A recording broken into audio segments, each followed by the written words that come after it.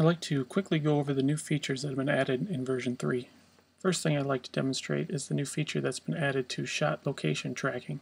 As you can see now, there is a save button right next to the crosshair as well as the shot value. So now you're only required to move your finger just a little distance to hit the save button to help speed up shot location data entry.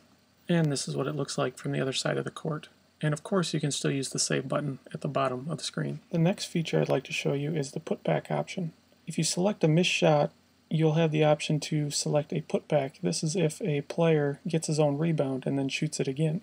I selected a putback for the first shot and then moved the location and hit made for the second shot. So now if we look at Chester's shot chart, you can see the one missed shot and one made shot, and that he also has one rebound. Sometimes a player may shoot and miss and get his own rebound more than one time in a row. Every time you tap the missed button to the side of the crosshair, you will register a missed shot as well as an offensive rebound for that player. The save button at the bottom of the screen will register one additional missed shot at the current crosshair location, but will then bring up the auto rebound function if it is turned on.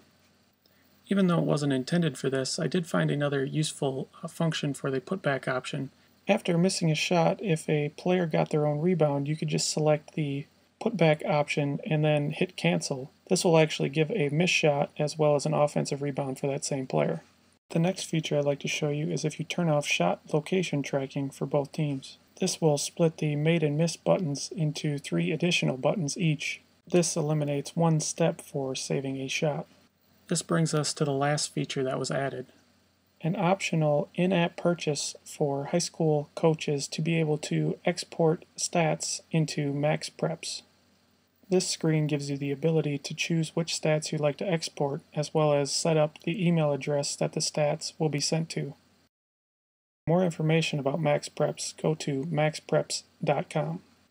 If you purchase the Max Preps add-on, you are given 2 options to export this file.